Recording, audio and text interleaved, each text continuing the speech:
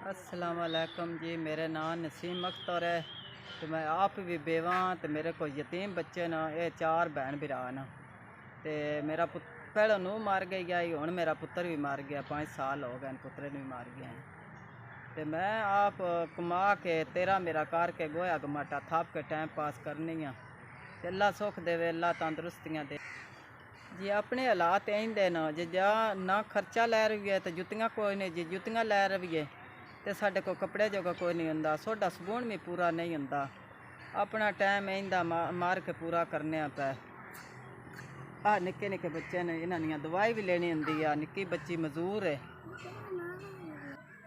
जे खर्चा पूरा और रवे तो जिन्हों के मकाना होने लेम सुतरा रही तो आद इंसान कोठा वेला कर दे, माई जी सान दे छड़ जगह तू अपनी कदा और दे बदली हो जा।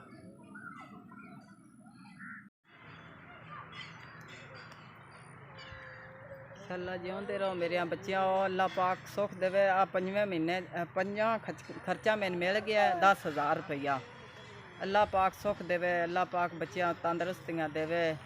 मेरिया बच्चियां जोगा खर्चा गल दे दवान चौखा रब देवे, अल्लाह पाक तंदुरुस्तियाँ देवे जी। मेरिया पुत्रा शाला जवानियाँ माड़ो, अल्लाह पाक तंदुरुस्तियाँ देवे। आ 4 बच्चे ने मेरे को यतीम, मैं पालनी है दवाडा तो अल्लाह का आसरा है मेरे को। अल्लाह जिਉਂਦੇ रहो, अल्लाह खुश रखे।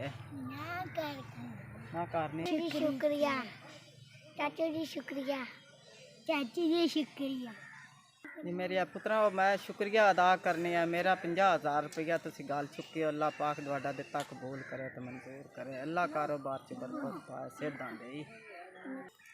मेरिया बच्चियां दा यतीमां दा ख्याल रख दियो, दवान अल्लाह सलामत रखे। अल्लाह पाक दवान तंदुरुस्तियाँ दे, अल्लाह पाक दवान तौफीक देवे देने दी। अल्लाह पाक